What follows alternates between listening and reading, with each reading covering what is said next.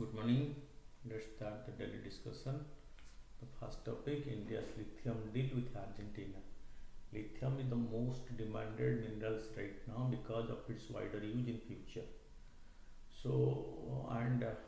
As India has not yet been able to mine its own lithium reserve, although recently huge quantity of lithium reserve has been discovered in India in Jammu Kashmir, but we are not yet been able to mine lithium. It will take some more time to mine lithium from India.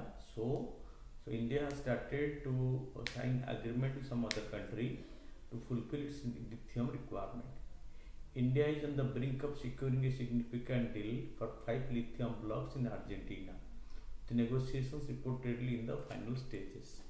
This strategic move could be a game changer in reducing India's reliance on China for critical minerals. Okay, lithium is called as a critical minerals.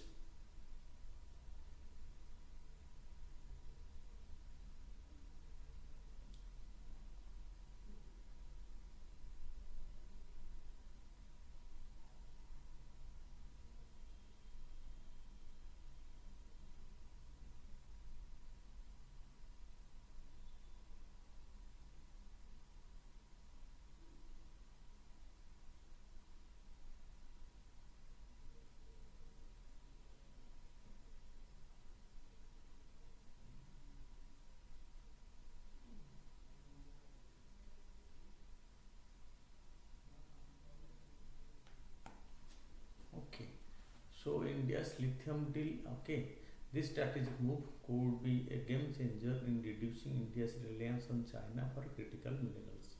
About lithium, lithium is a chemical element with a symbol Li and atomic number 3. It is a soft silvery white alkali metal. Lithium is a special metal in many ways. It is light and soft. It can be cut with a kitchen knife and so low in density that it floats on water. It has very specificity. It floats on water. It can be cut through a kitchen knife. It is so light and soft. So this is why it makes it a special metal. Application of lithium. The most important use of lithium is in rechargeable batteries for mobile phones, laptops, digital cameras and electric vehicles. Because the demand for electric vehicles is growing around the world, so also in India, so demand for lithium is on a rising trend. Lithium is often dubbed as the white gold for electric vehicles because for the EVs, the battery for the EVs are to be lithium batteries. That is why so lithium is called as the white gold. Lithium metal is made into alloy with aluminium and magnesium, improving their strength and making them lighter. Aluminium lithium alloy are used in aircraft, bicycle frames and high-speed trains. Lithium has no known biological load. It is toxic except in very small doses. Okay, lithium is very toxic, but in small doses it is not that toxic. Where is lithium found naturally? Lithium makes up to more than of a mere 0.0007% of the Earth's crust and is only found locked up in chemicals and salts. Lithium is not plenty available. Only it constitutes 0.000007% of the Earth's crust, and it is found locked in minerals and salt. With 9.3 million tons, Chile has the world's largest known lithium reserve till date. Chile is followed by Australia, 6.2 million tons. In 2023, the Geological Survey of India found that 9 million tons have been found in the Salal Haiman area in the Resi district of Jammu Kashmir. So Jammu Kashmir, the Geological Survey of India was able to locate the reserve of that lithium in Jammu Kashmir. India now has the third largest resources of lithium globally, but it will take time to convert into reserves because we have only discovered the lithium reserve, but we have not yet extracted nor started processing it. India is followed by Argentina, 2.7 million tons, and China, 2 million tons. Above India are two countries, one is Chile, second by Australia. Chile, Australia, India, then we have the reserve for Argentina and China. Global lithium production surpassed 1 lakh tons for the first time in 2021, quadrupling from 2010. Currently, Australia alone processes 52% of the world's lithium demand. 52% is processed only in Australia. So that means Australia has started its own lithium processing much ahead than any other country. Future of lithium production, the world produces more batteries and the EVs. The demand for lithium is projected to reach 1.5 billion tons of lithium carbonate equivalent by 2025 and over 3 million tons by 2030. Based on the above demand projections, production needs to triple by 2025 and increase nearly sixfold by 2030. Then India's decision to for this acquisition of the lithium mining in Argentina. India has over the last 1 year of its search for critical minerals, especially lithium. It has started searching for minerals not only in India but outside India. Lithium is a cornerstone of India's switch to green energy, thereby reducing its carbon footprint. Argentina, with its enormous lithium deposit and low production cost, is ideally positioned to supply this demand of India. As of September 2023, Argentina has 2 active lithium mines. There are 13 lithium projects under construction or in the advanced exploration stage in Argentina. Argentina is expected to become one of the world's leading lithium producers once these projects become operational. So, the present position taken by Australia is going to be taken over by Argentina in future once all the lithium mining projects become functional. The Kabil stands for the Khanij Bidesh India Limited. Okay, it is the external wing of this mineral development activity. Kabil board has approved the draft exploration and development agreement earlier, and a proposal for opening of branch office at Catamarca, Argentina was subsequently cleared by the ministry. That means the Kabil board, which is in charge of this mineral exploration, so has approved an agreement to, that establish a branch office in Argentina. The Union Ministry of Mines, through the state-owned Khanij Bidesh India Limited, has entered into a draft exploration and development agreement with Argentina, that Argentinian miner Cayman. Okay, so that is what we have already signed the agreement. This agreement is for possible acquisition and development of 5 odd lithium blocks in Argentina. The company also has entered into non-disclosure agreement with Chilean miner Enami for possible exploration, extraction, processing and commercialization of the minerals called lithium, because India knows very well that the need of lithium in future. So India has been trying its best to sign such agreement with as many countries as possible, so to fulfill its lithium requirement in the future. It has also appointed a consultancy major, PricewaterhouseCoopers (PwC), PricewaterhouseCoopers, the international consultancy. So it has appointed for identification of investable projects in Australia, because this being a international consultancy, so it has been appointed by India to identify and the investable projects in Australia, in which of the projects in Australia so India can invest, especially through the Kabil. Kabil stands for the Khanij Vikas India Limited. Okay, so which are the viable projects in which so India can invest for exploration of the critical mineral called lithium in Australia and other countries. So this has been assigned to the PricewaterhouseCoopers, the international consultancy. So India has taken the consultancy service of the PwC to suggest list, to give its own suggestion regarding in which of the projects it will be financially viable for India to invest in the lithium extraction and processing. Okay, then the next topic is a topic on economic cum tax. Okay, so this is also on health. Okay, currently the sugar sweetened beverages SSB attract 28% GST plus 12% cess, while high fat, salt and sugar HFSS products only attract 12% GST. So what these products are, we'll discuss them in later.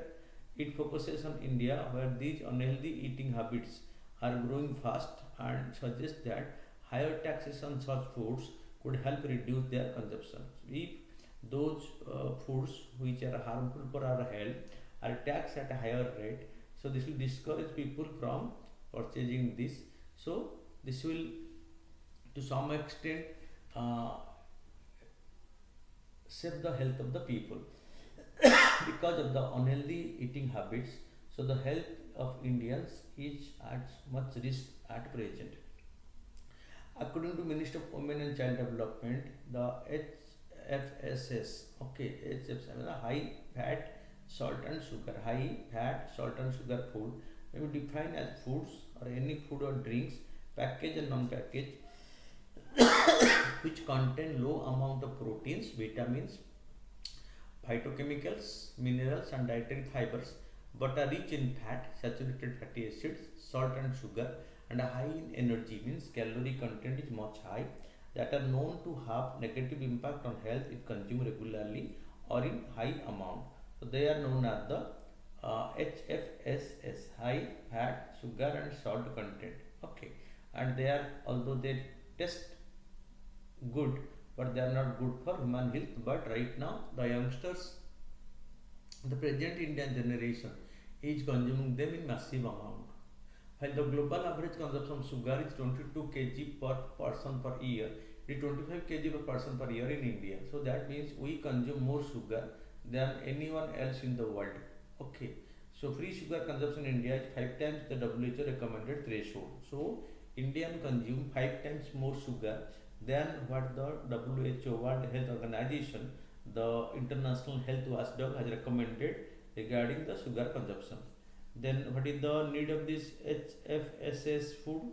Health risk: the HF, high fat, salt and sugar food, contribute to obesity, diabetes and high blood pressure. In India, the NCD, non-communicable diseases, due to poor diet have increased from 38% to 65% since 1990. They are called as the non-communicable diseases, like the heart disease, the strokes in the brain, the liver, the kidneys. So they are called the non-communicable diseases.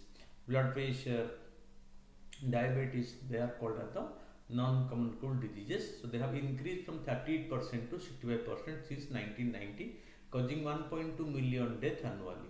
Economics burden: obesity's cost in India was 23 billion in 2017, potentially raising to 480 billion by 2060. This highlights the economic impact of unhealthy diets. So unhealthy diets, so we consume it, we pay for it, we purchase it, we consume it, and consuming that we became physically weak or became ill. Our health is on negative trend. Still we purchase them to consume it. Growing consumption in India. India, the world's largest sugar consumer, has seen snacks and soft drink sales triple, exceeding $30 billion. This indicates a soaring rise in the high fat, salt and sugar food consumption, especially among the young generation. So what initiative have been taken to tax the HFSS foods? Global initiative: over 60 countries have implemented taxes on sugar drinks, while 16 countries tax other HFSS foods. Countries like Denmark, France, Hungary, Mexico, South Africa and UK and the US have specific high fat, salt and sugar food taxes. Okay. Colombia recently introduced a law to tax ultra processed foods. So the ultra processed foods will be taxed separately. This is the decision by the Colombian government.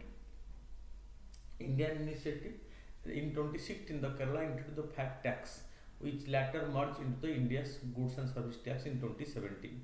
The GST and the nutrient content in India: the current GST system taxes ultra processed foods such as salty snacks and sugar sweetened beverages. So they are known as the SSB. Okay, sugar sweetened beverages uniformly.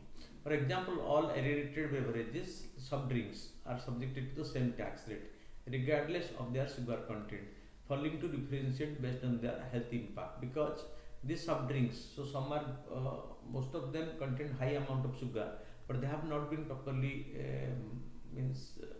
demarcated on their sugar content and health impact. So all the beverages are taxed uniformly. For the sugar and salt beverages, a health tax of 10 to 30% could result in 7 to 30% decline in demand. If the tax is imposed, the price will be higher, so demand will definitely fall for those products.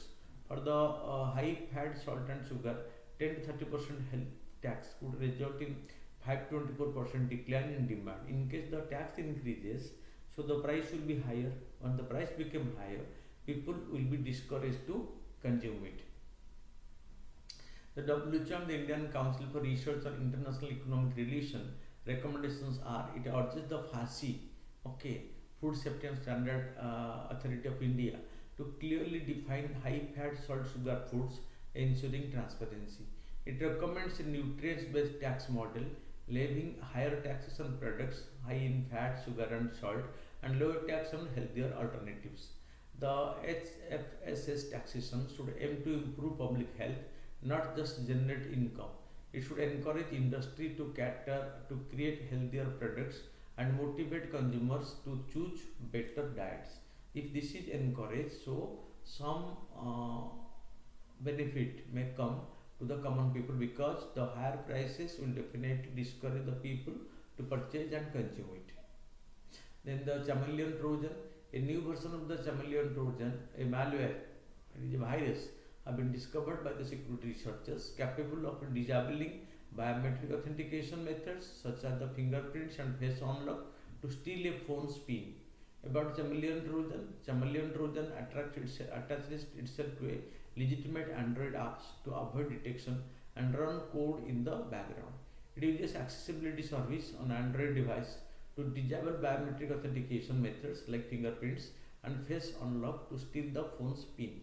It uses stolen PIN to unlock the device and steal more sensitive information like credit card password, login credentials, etc. Then the next topic is about an animal called the Eurasian otter. Eurasian otter is found in the Chimnar Wildlife Sanctuary in Kerala. So about the Eurasian otter, the lutra features a shy, nocturnal, good swimmer and fish catcher. Habitat semi-aquatic, lives in water bodies, marshes, swamp forest, coastal area, etc. Distribution, so it located in Asia, Europe and Africa. In India, northern, northeast and the southern India it is found. Conservation status is nearly threatened. Okay, so this is very important. The International Union for Conservation of Nature IUCN list mark it as nearly threatened. Wildlife Protection Act, it is on the Schedule 1 of the Wildlife Protection Act of India. In the and the site Appendix 1, threats is pollution, poaching, habitat loss, accidental trapping, etc. that led to the falling number of this particular species of Eurasian otter. Fine. The next topic is the Marine Energy Conservation System Sectional Committee MECSSC. The Bureau of Indian Standards or BIS form a dedicated technical committee. Yes. कौन है नाम देखा ना खाली की कथा था अजन की झोटी फोन करथिला ना हां ओके सर तमे संकटा बोधे सेंदी हो अच्छा हां तो कौन बोलती कि वो टेस्ट ना कौन किसी कोई का के बारे में जानो वांचे कुछ तुम कोई मुझे कॉल करतो ना कॉल देखा कि हां सुन ना अभी परीक्षा में छे आ गोटे कथा था कि से जो ज्योग्राफी क्लास करथि से वीकली 2-3 दिन पढुथिला तो जदी एबे टाइम होचे ताके मुझे मॉर्निंग बैच रे आसन कोई ये हम बड़ा बात नहीं तो पढ़ता क्लास हां सर आज जब कोई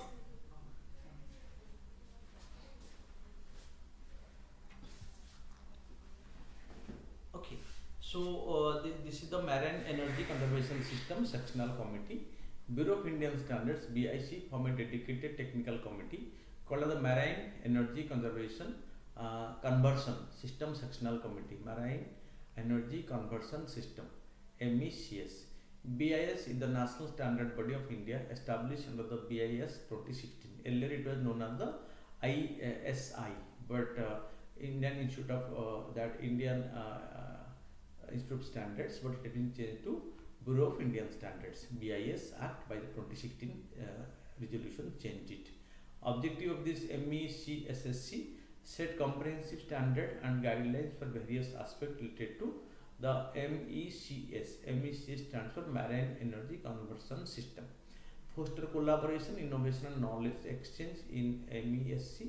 MECS are the group of technology designed to extract energy from the ocean and convert it into electricity. Marine energy resource sources include wave, tides, ocean thermal energy, etc.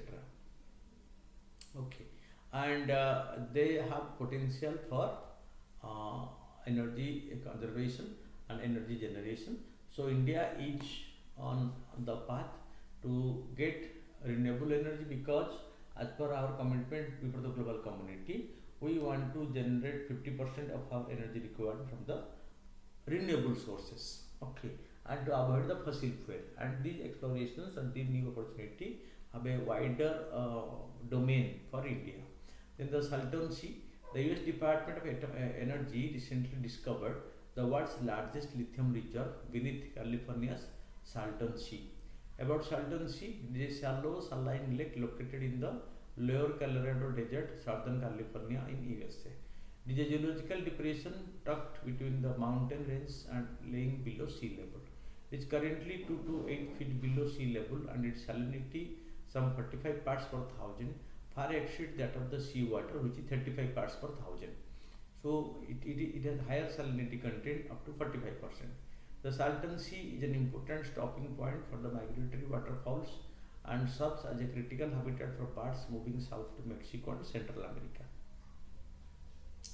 Key facts about the lithium, so which has been discovered here. It is a soft silvery white metal that helps group A, the alkali metals group of the periodic table of the elements. It has the lowest density of all metals and lightest of the solid elements. Lithium does not occur as a metal in nature, but is found combined in small amount in igneous rocks. Lithium is found in brine deposits and as salt in mineral springs. Lithium is important in rechargeable batteries for mobile phones, laptops, digital camera and electric vehicles. And lithium is going to be the future energy source of the world, because as we are shifting from fossil fuel to the renewable energy or to the EVs, and the batteries, the lithium batteries are more powerful and can is able to drive the vehicle for a longer duration. That is the importance of the lithium for a country. National Transit Pass System. The Indian government has introduced the National Transit Pass System, a unified platform for the seamless transport of forest goods across the country through a single permit. Union Minister for Environment, Forest and Climate Change inaugurated the system, emphasizing its role in promoting transparency and simplifying transportation processes for forest and agroforestry business. So, National Transit Pass System, so for passing from one to the other side. The National Transit Pass System operates as a web portal and mobile application, enabling online filing of application for permission to transport forest product and obtain no objection certificate or NOCs. The system replaces the need for merchant and farmers to obtain permit from multiple states for interstate transport of forest and agroforestry products. The QR coded permit issued by the NTPS are machine readable and can be decoded by any state forest department in the country, streamlining the process and reducing the time taken to obtain the permits. So the initiative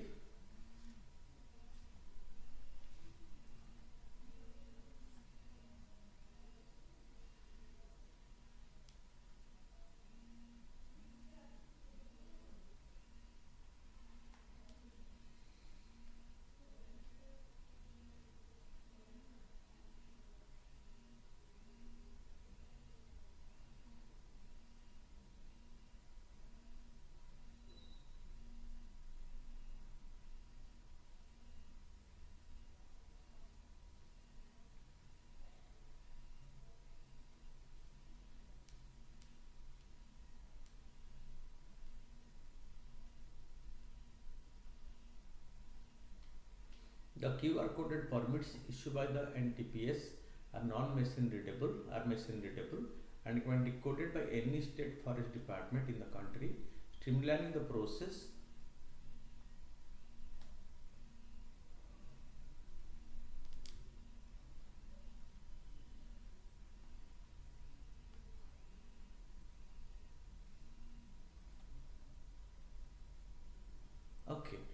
The initiative aims to facilitate one nation, one pass transportation for forest product, enhancing the ease of doing business for timber merchants and farmers involved in agroforestry.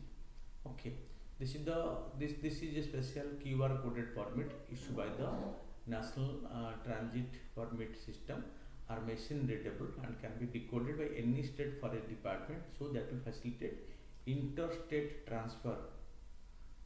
Okay, that will facilitate interstate transfer of forest products. Okay, which is a better system. The initiative aims to facilitate one nation, one pass transportation for forest products, enhancing the ease of doing business for timber merchants and farmers involved in agroforestry. Then coming to the question, critically evaluate the pros and cons of proposal of raising the minimum legal age of marriage for women to 21 years. The government is promising to raise the legal age of marriage for women from 18 to 21 years. If implemented, it will bring the age of marriage of both men and women at par. Because at present, so the male in India, the permissible marriage age is 21, but the female it is 18. So as a reform process, government want to change it.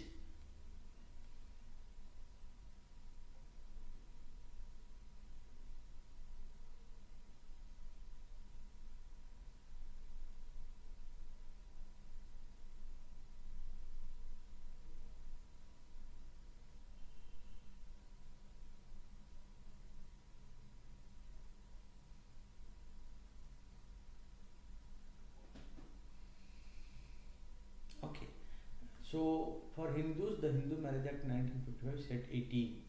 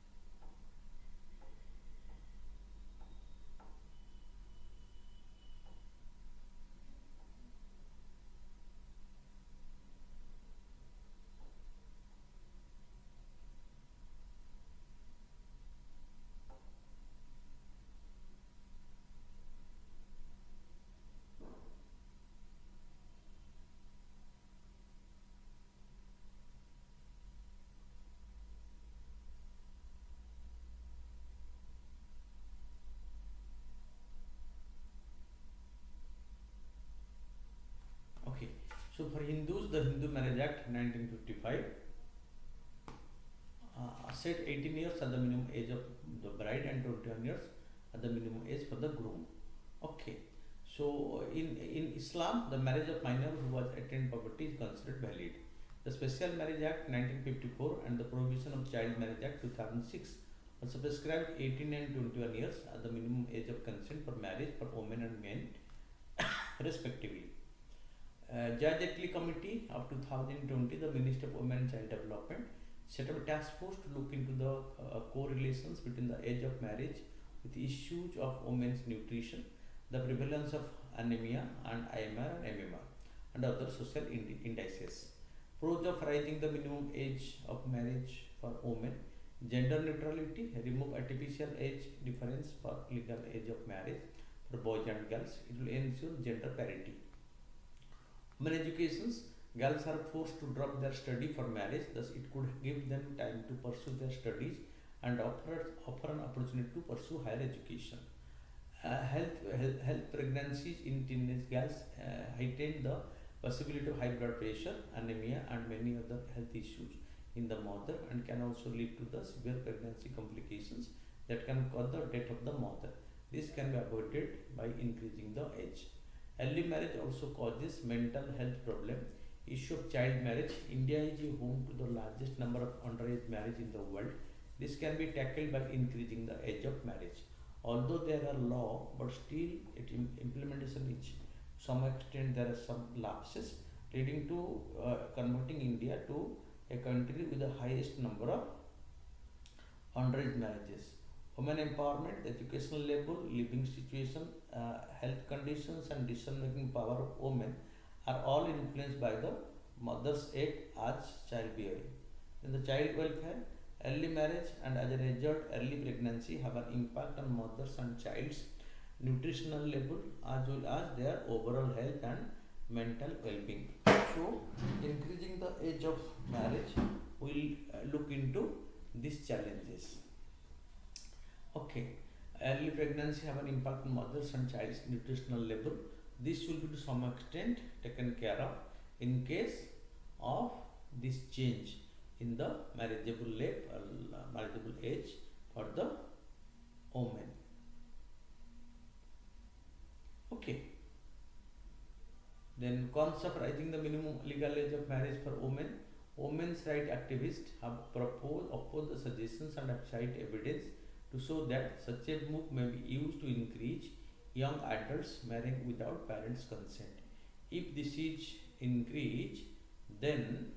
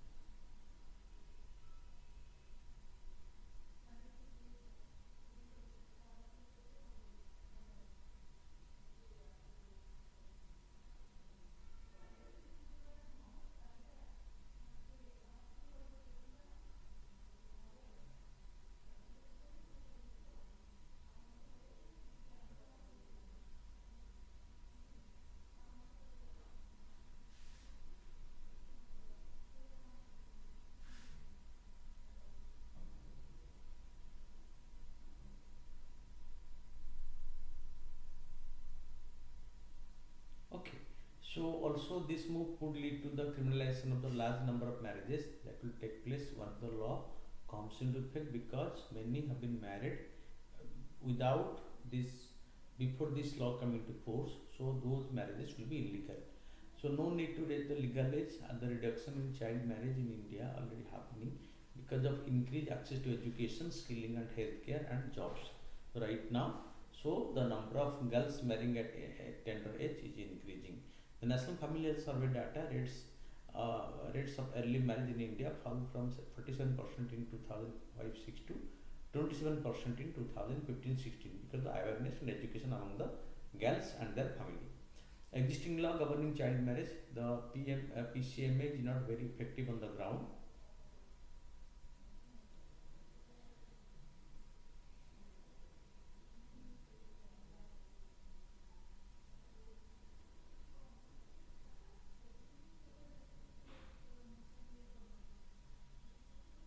Okay, so society believe that early marriage is the consequence of deep-seated social norms, and simply making laws will not be effective unless the social norm is changed. Society believes that marrying girls of at an early age reduces the price of dowry and protect them from sexual violence. Girls are further seen as financial burden, okay, pariah than who need to be married off at a young age. So the burden will be over from the family.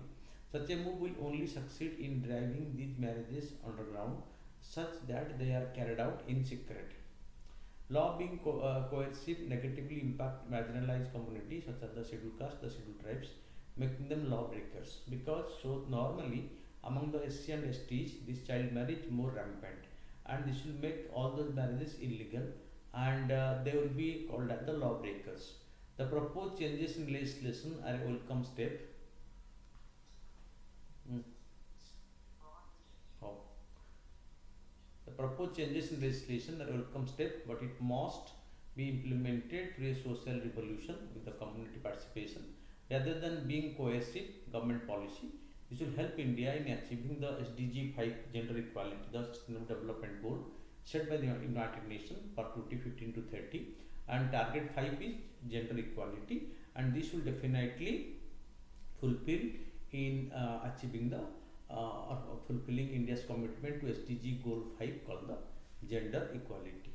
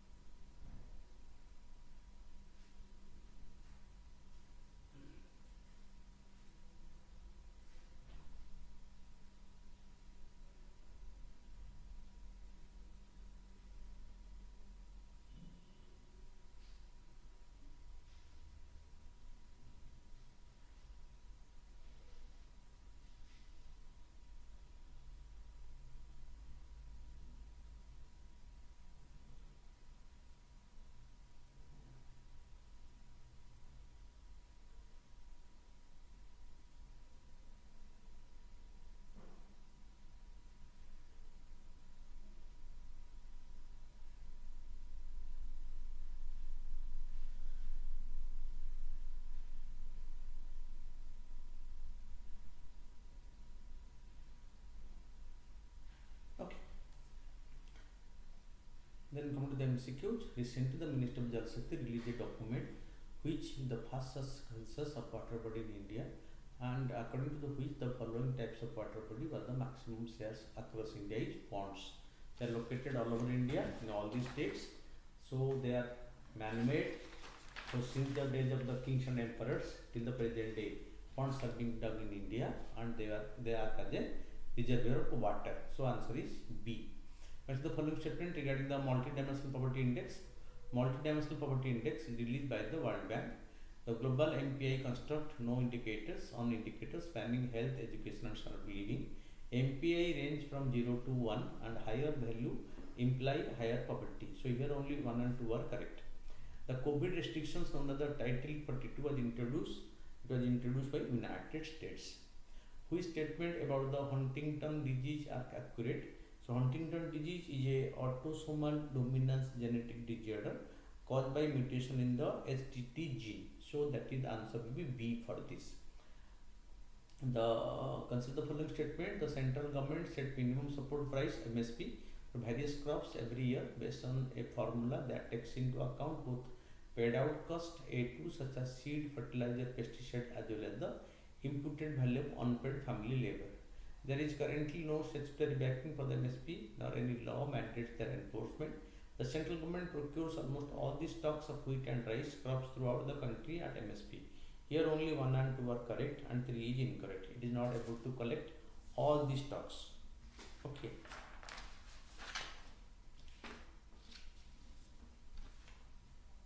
Then coming to question number 6, which of the following National Culture Fund consider the following? It was set by the Government of India Act under the Charitable Endowment Act 1980. Donation to this fund will be eligible for tax benefit, right? It is utilized only for promoting and preserving the India's intangible cultural heritage. No. 1 and 2 are correct. 3 is incorrect. Both tangible and intangible heritage are protected by this fund. The Andre Millennium Cave, it was in Madagascar. Which of the following are included in the capital budget of the Government of India? Expenditure acquisition of assets like roads, buildings, machinery, right? Loan received from foreign institutions, loan and advances granted to the state and union territories. So here it will be 1, 2, 3. All are included in the capital budget. With reference to the history of philosophical thought in India, consider the following statement regarding the Vaisheshika school. The Vaisheshika school believe in the physicality of the universe and is considered to be the realistic and objective philosophy of the that govern the universe, right? It developed the atomic theory. All material objects are made of atoms. Both are correct. So which are incorrect? So neither 1 nor 2 is incorrect because both the option A, 1 and 2 are correct. Consider the following statement regarding the Eurasian otter. It is recently found in the Chinnar Wildlife Sanctuary in Kerala, right? It is a shy nocturnal good swimmer and fish catcher, right? Listed as critically endangered. No, its status is not critically endangered. Its status as per the list given by the IUCN, International Union for Conservation of Nature. So it is it is nearly threatened. Okay, not critically endangered.